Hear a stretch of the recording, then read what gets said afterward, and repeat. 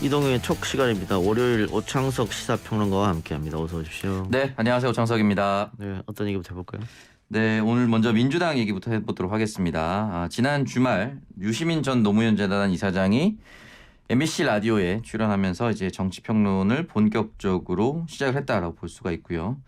또 오늘은 이해찬 전 민주당 대표가 이제 자맹을 깨고 이재명 후보 지원 사격에 나섰습니다. 역시나 TBS의 라디오 프로그램에 출연을 했는데요.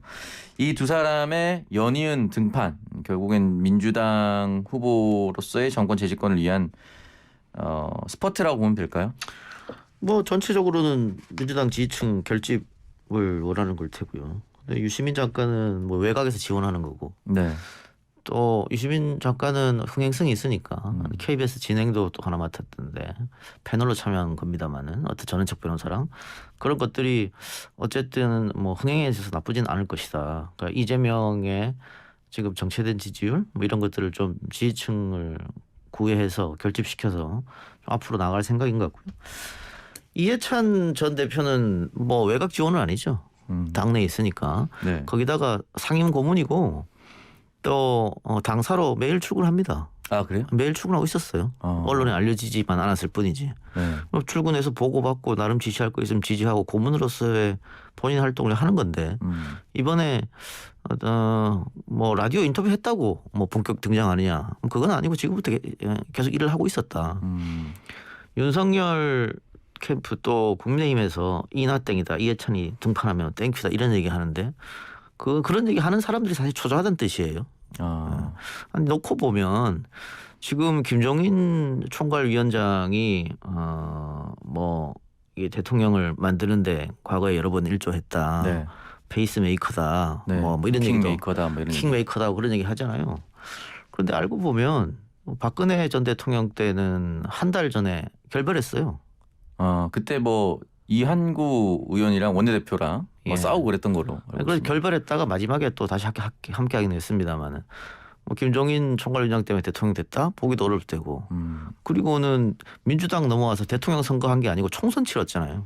그렇죠. 2016년 총선입니다. 네. 그렇기 때문에 누구를 대통령으로 만들었다 꼽기가 어려워요. 그러나 이해찬 대표는 김대중, 노무현 만들었잖아요. 네. 그리고 박근혜, 문재인 때는 안철수 측에서 이해찬이 빠져야 단일화를 한다 해서 빠져서 졌고 네. 뭐 그런 거기 때문에 오히려 킹메이커 역할은 이 대표가 더 잘할 수도 있다. 본인 선거에서 패한 적도 없고 이해찬, 김종인 두 사람이 같은 선거에서 붙어서 결국은 또 이해찬이 이겼고 이런 거 봤을 때는 뭐 그렇게 자극하는 게 국민의힘에서는 뭐 좋은 전략은 아닌 것 같습니다. 오히려 약간 더 두렵기 때문에 더 자극적으로 그럴 수 있다고요. 표현을 쓴다라고 말씀을 해주셨고요. 유시민 전 이사장 얘기를 한번 잠깐 해보고 넘어가면 이재명 후보에 대해서 생존자, 발전도상인, 과제 중심형이다 이런 세 가지 표현을 남겼었는데 이런 얘기를 그러면 앞으로 이제 뭐 KBS라든지 뭐 다른 프로그램을 통해서 외곽 지원을 할 텐데 예전만큼 못하다 뭐 이런 얘기도 많이들 하거든요. 지금 우리 언론의 가장 큰 문제점 중에 하나가 네. 따옴표 저널리즘입니다. 네. 누가 얘기하면 그냥 받아 쓰는 거거든요. 그대로 가져와서 얘기하는 거죠. 그 보니까는 통계 보니까 진중권 씨가 1등했더라고. 네, 맞습니다. 지금까지 진중권이 이야기하면 다 따옴표로 받아 쓰는 거예요. 그것도 뭐 거의 SNS를 거의 그대로 받아 쓰는. 그렇죠. 그러니까 우리 언론이 취재를 요즘 하지 않는다. 취재 안 하고 따옴표 받아쓰기 하면은 클릭 올라가고 좋으니까 장사도 되고 뭐 그런 건데 국민의힘에서는 그렇게 따옴표 받았을 만한 소재거리를 제공하는 사람이 윤석열 후보 본인, 이준석 대표, 김종인 총괄위원장 3명이나 있어요. 민주당은 이재명밖에 없다. 그래서 유시민, 이해찬 언론에 나와서 이렇게 떠들어대면 따옴표로 쓸 수밖에 없거든요. 네. 그러면 이제 3대 3이 맞는 거죠. 그런 의미에서라도 유시민, 이해찬의 어떤 언론의 본격 활동은 나쁘지 않다. 민주당 봐서는 스피커가 부족하니까. 네. 예. 유의미한 뭐 아주 중압감이 있는 스피커가 이제 나왔기 때문에 예. 앞으로 저도 지금 이렇게 세 가지를 따서 얘기하듯이 앞으로 다른 언론도 그럼요. 많이 다룰 수밖에 없다라고 말씀해 주셨고요. 이해찬 전 대표 같은 경우 라디오 인터뷰에서 국민의힘 선대위가 오합지졸이 아니라 오합지왕이다 이런 식으로 얘기를 했습니다. 아무래도 뭐 이건 뭐 거물급 인사인데 서로 사공이 많다 뭐 이런 뜻이겠죠. 뭐 여러 가지 의미가 있겠죠. 그 손바닥 왕자 논란도 다시 한번 상기시켜주고 네. 거기다가 후보는 윤석열인데 상황으로 김종인이 있는 거 아니냐. 네. 또 말은 후보가 하는 게 아니고 이준석이 대신하고 뭐 이렇게 중의적으로 뜻을 표현해서 오합지졸이라 쓴 게 아닌가 싶습니다. 네, 알겠습니다. 어쨌든 앞서 말씀하셨듯이 이해찬 전 대표는 매일 출근도 하고 있었고 또 상임 고문이라는 역할을 맡고 있기 예. 때문에 이미 사실은 함께하고 그럼요. 있었다라고 볼 수가 있고요. 자, 그러면은 이재명 후보가 대구 경북을 방문한 내용으로 좀 넘어가 보도록 하겠습니다. 첫 마디는 이제 고향인 TK 지역을 방문해서 당이 아닌 사람을 선택해 달라라고 이야기를 남겼습니다. 사실 뭐 이런 문구는 뭐 민주당 인사가 처음 쓴 건 아니고요. 뭐 2016년에 뭐 홍일학, 김부겸 전 의원들 다 썼던 내용입니다. 아무래도 민주당이 험지다 보니까 고향 출신인 자신을 조금 더 사람을 좀 더 잘 봐달라 뭐 이런 뜻으로 해석하면 될까요? 또 후보들이 이재명뿐만이 아니고 민주당 간판단 후보들이 TK 방문할 때마다 듣는 얘기가 있어요. 사람은 참 좋은 것 같고 능력 있는 것 같은데 당이 별로다. 이런 얘기 많이 하거든요. 네. 그런 얘기를 많이 듣다 보니까 또 반대로 이렇게 얘기하지 않았나 싶습니다. 네. 그만큼 민주당이 TK에서 인기가 없다는 얘기겠죠. 네, 맞습니다. 그리고 TK를 가장 사랑한다. 그리고 언젠가 세상을 떠나면 묻힐 것이다. 이런 식의 표현까지 썼습니다. 결과적으로 민주당이 지금까지 대선 후보로서 얻었었던 득표율이 고작 20% 초반대거든요.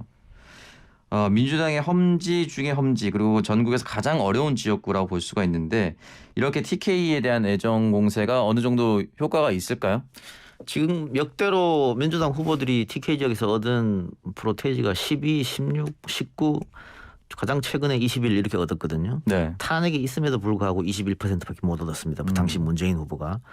그런데 아마 이번에 이재명 후보는 87년 이후로 TK 출신 첫 민주당 후보거든요. 네. 이번에 예천 방문해서 대구 경북에서 내가 자랐고 여전히 사랑하고 언젠가 세상을 떠나면 묻힐 것이다 얘기했는데 안동, 영주, 봉화, 예천, 문경 할 때 이 북부 지역에서는 좀 먹힐 가능성이 상당히 높아요. 그렇게 따진다면 25%는 당연한 거고 30%도 아마 이재명 측에서는 원하지 않을까. 어쨌든 역대 민주당 후보로서는 가장 많은 프로테이지를 얻을 가능성이 높습니다. 네. 그 부분에 대해서 앞으로도 그럼 계속해서 자극을 할 것 같은데 중요한 거는 이제 가장 크게 이슈가 된 것은 전두환 발언이었습니다. 이재명 후보가 전두환이 3조 호황을 잘 활용해서 경제가 망가지지 않도록 경제가 제대로 움직일 수 있도록 한 것은 성과인 게 맞습니다라고 얘기를 했고 그러면서 그러나 국민이 맡긴 총칼로 국민의 생명을 해치는 행위는 어떤 이유로도 용서될 수 없는 결코 다시 반복돼서는 안 될 중대범죄다. 그래서 그는 결코 존경받을 수 없다라고 얘기를 했는데 이 발언이 결국은 윤석열 후보가 예전에 남겼었던 전두환 옹호 발언이나 뭐 크게 다르지 않는 거 아니냐 뭐 이런 식의 이제 비난을 받고 있는데 어떻게 생각하십니까? 그 뒷발언 있잖아요. 네. 어쨌든 용서할 수 없다. 네. 그런 발언은 언론에서 써주지 않습니다. 이건 이제 뭐 전문 들어가야지 할 수 있는. 언론에서 써주지 않아요. 앞에 자극적인 것만 들어가지. 이번에도 다 앞에 것만 이야기 나왔지 뒤에 건 아무도 이야기하지 않았잖아요. 그렇죠. 그래서 이제 논란이 되는 거기 때문에 이 발언은 이재명 후보가 실수했다. 제가 봤을 때는 일정이 지금 너무 많아서 피곤하기도 하고 정리가 제대로 안 되는 것 같은데 정무적 판단으로 봤을 때는 박정희만 이야기했어야 됩니다. 박정희의 공과 가만 이야기했어야지 전두환은 끌어들이면 안 되는 거였어요. 이게 바로 내로남불에 휩싸이지 않습니까? 네. 윤석열 발언과 뭐가 다르냐? 당연히 그런 얘기 나올 수밖에 없는 거죠. 네. 그래서 윤석열 후보가 지난 10월에 했던 발언을 비교해 보면 전두환 대통령이 잘못한 부분은 있지만 군사 쿠데타와 5.18만 빼면 정치를 그야말로 잘했다고 말하는 분들도 많다. 그리고 호남 분들도 이렇게 생각하시는 분들이 많다. 이런 식으로 얘기를 했었거든요. 그러니까 뭐 잘못한 부분이 앞뒤로 넣었던 것 빼고는 뭐 흔히 말하는 뭐 한 발짝 멀어진 중도에서는 뭐 크게 상관이 없는 거 아니냐. 뭐 심상정 대표는 이러다 국민의힘 후보 되는 거 아니냐라는 아주 강한 뭐 비판까지 했었는데 말씀하신 대로 뭐 그렇게 그러나 윤석열 후보가 했던 것만큼 그런 이슈가 되겠느냐? 그건 아니라고 봐요. 이 이슈는 오래 가지는 않습니다. 단기적으로만 작용할 것이다라고 말씀하셨고요. 또 마지막으로 이제 중도 예언 확장을 하기 위해서 여야 후보 모두 다 노력을 하고 있는데 나는 문재인도 윤석열도 아니다라고 이야기를 남겼습니다. 결과적으로는 이제 현 정부의 대통령과도 약간의 차별을 얘기하는 거 아니냐 뭐 이런 식으로 이제 말을 하시는 분들도 있는데 어떻게 보십니까? 그런 발언에 대해서. 뭐 중도층에 대해서 이야기하는 거죠. 어쨌든 지금 여론조사 하면 정권 교체 비율이 상당히 높잖아요. 네, 맞습니다. 그리고 무응답층도 자세히 한 인터뷰를 해보면 윤석열도 싫고 이재명도 싫다거든요. 뽑을 사람이 없다. 다만 문재인을 심판해야 하기 때문에 정권 교체를 해야 된다. 이런 응답이 좀 높단 말이에요. 네. 그래서 그런 중도층에 대한 소구력 때문에 이런 얘기를 했지만 어쨌든 대통령 지지율은 국정 지지도가 40%를 넘는데 후보 지지율은 40%대가 지금 안 나오고 있지 않습니까? 네. 뭐 오늘이죠. KSO 이자사에서 40% 나오긴 했습니다만은 어쨌든 대통령 국정 지지보다는 떨어진다. 그거 봤을 때는 완벽한 차별화를 못합니다. 불가능해요. 그래서 정책적 차별화나 아니면 이런 식의 조금 논란이 될 만한 워딩만 가지고 이야기하는 거죠. 이것도 다 전략적인 차원이었다 이렇게 보입니다. 네, 알겠습니다. 그러면 국민의힘 윤석열 후보 이야기로 넘어가 보도록 하겠습니다. 아무래도 지난 주말 강원도 간담회였죠. 18개 시군 번영회장 간담회 행사가 가장 뜨거운 이슈가 됐었는데요. 이 부분에 대해서 태도 논란이 있었습니다. 정책 제안을 받고 기념사진만 찍은 후에 곧바로 자리를 떴다라고 해서 크게 논란이 됐고 행사장에 참석했었던 강원도 주민 같은 경우는 뭐 2시간이 넘게 걸려서 여기 왔는데 뭐 1, 20분 사진만 찍고 간 거 아니냐. 이렇게 해서 이 사이에 좀 얘기가 여러 가지가 있었습니다. 국민의힘 측에서는 원래 10분짜리 행사였는데 20분으로 넘겼고 실제 머무른 시간은 한 25분 정도 된다라고 했었고 그 행사에 참여했던 사람들은 그런 걸 통보를 받지 못했다. 또 얘기했었고 그 와중에 또 강원일보는 헤드라인을 막 바꿔가면서 또 2번이나 교체를 하는 뭐 일도 있었습니다. 이 논란 25분 실제 있었다고 하는데 그리고 어느 정도 이야기도 나눴다고 하는데 이 논란 어떻게 보셨나요? 아니 참석자들은 당연히 간담회니까 간담회가 뭐 하는 자리입니까? 말씀 담지 아닙니까? 네. 이야기를 주고받는 게 간담회죠. 그렇게 생각하고 자리에 참석했을 텐데 오창석 씨 말처럼 강원도가 워낙 땅덩이가 넓으니까 2시간, 2시간 반 왕복으로 5시간씩 걸려서 갔는데 네. 사진만 찍고 왔잖아요. 네. 뭐 당연히 화가 나죠. 자기 나름으로는 정책적으로 강원도를 발전시킬 수 있는 뭐 그런 것들 경제 활성화 방안이라든가 관광 방안이라든가 이런 거 질문도 미리 준비하고 왔을 텐데 사진만 자기 들러리 쓴 거 아니에요. 네. 당연히 화가 나죠. 근데 윤석열 캠프가 이해가 안 되는 게 뒤에 일정이 있었느냐. 없었어요. 뒤 일정 공식 일정이 없었던 거죠? 없었다니까요. 네. 그리고 거기 나와서도 사진 찍어주고 경치 좋다고 이야기하고 한참 왔다 갔다 했단 말이에요. 그 간담회 못합니까? 이해가 안 돼요. 이게 보면 그러면 결국은 윤석열 후보가 아직 준비가 안 됐기 때문에 이런 간담회 이게 말을 주고받는 또 생방송으로 다 비치니까 여기에서 실수할 수 있다. 그러니까 말 실수 리스크를 줄이는 것은 말을 안 하는 것이다. 이렇게밖에 생각이 안 되는 거죠. 네. 강원도에서 또 다른 자리에서 윤 후보의 정책을 듣고 싶다 그랬을 때 윤 후보가 뭘요? 라고 다시 묻는 장면이 나옵니다.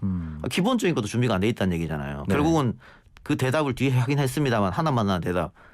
여러분들한테 잘 해서 좋은 자리로 보답하겠다. 그거 뭐예요 그게. 그래서 지금 윤 캠프에서는 윤석열 후보의 말 리스크를 줄이기 위해서 대답도 항상 이준석하고 동행시켜서 이준석이 대신 대답하게 하고 큰 정책은 김종인이 만들고 이런 것 같은데 80일 남았잖아요. 네. 80일 내내 이럴 겁니까? 그러면 아마 국민들이 더 갈증을 느끼겠죠. 그럼요. 지금 일정 비교하면 이재명 후보는 하루 5개, 6개 아까 제가 일정이 너무 많다 그랬는데 네. 일정이 너무 많아서 실수한다. 근데 윤석열 후보는 일정이 없어요. 이렇게 일정 안 잡고 대통령 후보로서 전국 돌아다니는 처음 봤거든요. 이렇게 계속해서 하면 결국은 자질론으로 역풍을 맞게 생길 수밖에 없기 때문에 차근차근 준비해야 됩니다. 지금 뭐 일정 끝나고 항상 뭐 회식하고 술 한잔 먹고 하는 것 같던데 네. 그 시간에 준비를 하시라. 공부 좀 더 하시고 그게 필요하다고 봅니다. 사실 저도 예전에 출마해봤지만 간담회 같은 경우는 10분 정도를 애초에 일정을 잡은 게 좀 실수가 아니었나라는 생각이 좀 들 정도로. 그럼 간담회가 아니죠. 네. 이거 사실 사진 촬영이라고 볼 수가 있는 거거든요. 왜냐하면 누군가가 이렇게까지 많은 지역구에서 사람들이 몰려온다면 한 사람씩 모두 발언만 조금 해도 10분은 훌쩍 넘어갑니다. 그리고 해당 후보가 얘기해도 10분 넘어갈 가능성이 높은데 10분을 20분으로 넘겼다, 늘렸다라고 얘기하는 것이 과연 국민들에게 얼마나 설득력을 줄 수 있을지 라는 생각이 들고 아마 앞으로 말씀하신 대로 다른 지역도 분명히 갈 수밖에 없는 상황이지 않겠습니까? 예. 다른 지역에서도 똑같은 일들이 반복되지 않아야만 뭐 국민들이 좀 납득할 수 있지 않을까. 만약에 똑같이 다른 지역을 갔는데 또 똑같이 뭐 10분, 20분 하고 나왔다라고 하면은 국민들은 그 누적된 데미지를 이겨내기 힘들겠죠. 아마. 게다가 윤 캠프 측에서 고성을 지른 사람을 고발하겠다. 뭘로 고발하겠다는 겁니까? 그러게요. 고성방가찐가요? 아니 이게 이런 식으로 정치를 하면 안 됩니다. 그런데 우리 언론도 만일 민주당 후보가 이렇게 했고 민주당에서 고발하겠다 그랬으면 가만히 있었겠어요? 조금 더 아마 세게 나왔을 가능성도 높죠. 지난번에 민주당 빼고 그 칼럼 썼다가 칼럼 쓴 사람 고발하겠다 하니까 우리 언론이 난리 났었지 않습니까? 네. 어떻게 당이 그럴 수가 있냐고. 그럼 지금 아무런 얘기도 안 하잖아요. 음. 아까 뭐 이재명 후보의 내로남불을 제가 비판했습니다만 그 내로남불을 비판하는 언론도 내로남불에 빠졌다. 그게 선거판에서는 언론은 심판이지 않습니까? 네. 근데 심판이 한쪽 편만 들어서는 되겠어요? 그런 문제점이 있는 거죠. 네, 알겠습니다. 마지막으로 이 얘기 한번 짚어보도록 하겠습니다. 김한길 전 새정치민주연합 공동대표였습니다. 국민의힘으로 합류했고 새시대준비위원회 위원장을 맡았는데 어제 공식 출범을 했고 윤석열 후보와도 공개적으로 만남을 가졌습니다. 새시대준비위원회 사실 뭐 다소 광범위한 위원회 제목이긴 한데 이 새시대준비위원회 어떤 성과를 낼 수가 있을까요? 오창석 평론가한테 제가 역으로 물어볼게요. 어떤 성과를 낼 수 있을 것 같습니까? 글쎄 성과를 내는 위원회가 아닐 것 같은데요. 제목만 들어서는. 2012년에 DJ계로 분류됐었던 한광옥 전 의원이 생각이 나는데 화합적인 측면 또는 이제 원래 우리 쪽에 있었던 사람이 아닌 진보 쪽에 있었던 사람을 데려오는 뭐 그 정도 역할로서는 보이는데 과연 국민들이 윤석열 후보를 한 번 더 생각하고 한 번 더 찍어야 할 이유를 만들어낼 수 있을까에 대해서는 솔직히 저는 개인적으로 의문입니다.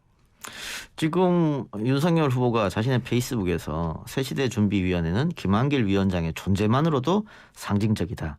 민주당 진영에서 오랫동안 지도자 역할을 해온 분이 정권 교체를 위해 야당 후보인 저와 함께 하기로 한 것이니 의미가 있다. 뭐 그 전에 뭐 한강옥 씨라든가 하나갑 씨라든가 다 박근혜 후보 쪽으로도 갔었죠. 네. 그와 비슷한 이야기를 하시는 것 같은데 그러면 새시대준비위원회랑 다른 거잖아요. 그냥 민주당 사람도 결국은 정권 교체가 필요하다고 넘어온 거 아니냐 이걸 강조하고 싶은 거잖아요. 네. 그럼 과연 새시대준비위원회가 뭘 할 것이냐. 그리고 말이 새시대준비위원인데 지금 탑에 계신 분들 김종인, 김병준, 김한길 네. 그분들 나이만 합치면은 평균 몇 살입니까? 네. 200세가 훨씬 넘죠. 과연 새시대라고 말할 수 있을까? 그리고 이게 민주당은 처음에 169석을 갖고 있는 거대 공룡정당이다 보니까 의원들 한 명 한 명 특히 경선 때 상대 후보로 싸웠던 인물들 한 자리씩 다 줘야 되니까 메모드급으로 꾸렸잖아요. 네. 그래서 잘 돌아갔습니까? 잘 안 됐었죠. 잘 안 되니까는 그 이재명 후보가 다 바꾸겠다. 그래서 슬림하게 조직을 바꾸고 빠릿빠릿하게 하겠다 하고 다 했는데 지금 윤석열 후보하고 국민의힘은 민주당의 그런 실수를 보고서도 또 지금 메모드급으로 꾸렸습니다. 굉장히 커요. 뭐 새시대준비위원회 무슨 뭐 지역화합본부 뭐 깐부찾기 본부 뭐 엄청 많습니다. 이렇게 크게 해가지고 과연 제대로 될 것인가. 그래서 김종인 총괄위원장이 너무 커지면 안 된다. 선대위는 슬림하게 할 필요가 있다. 네. 초장부터 그 얘기했잖아요. 그러니까 김종인 총괄위원장이 선거를 여러 번 해봤기 때문에 아는 건데 선거는 속도가 핵심이에요. 근데 지금 이렇게 커져가지고는 그렇게 빠른 속도를 내고 좋은 전략을 짜가지고 위로 올리면은 결정해서 다시 밑으로 내리고 이게 가능할까? 저는 의문점이 좀 있습니다. 그래서 크기가 중요한 게 아니고 사람이 중요한 게 아니고 조직 얼마나 빨리 행동할 수 있는지 그리고 정말 이 일하고 싶어하는 사람들 의지가 있는지 네. 이런 게 중요하다. 지금 자리 하나 주는 걸로 뭐 감투 싸움이 네. 될 수도 있죠. 잘못하면. 그렇게 해서는 안 된다. 그런 생각이 듭니다. 또 최근에 또 여성위원회 위원장은 또 검사 출신으로 꾸렸잖아요. 조희진 검사인가요? 네. 검사가 너무 많다 캠프에 라는 지적이 계속되고 있는데 또 검사를 쓰거든요. 그런 것도 한번 되돌아볼 필요가 있다. 국민들이 어떻게 생각할지 그런 생각이 듭니다. 오늘 이동영의 축은 여기서 마무리하겠습니다. 지금까지 오창석 시사평론가와 함께했습니다. 수고했습니다. 감사합니다.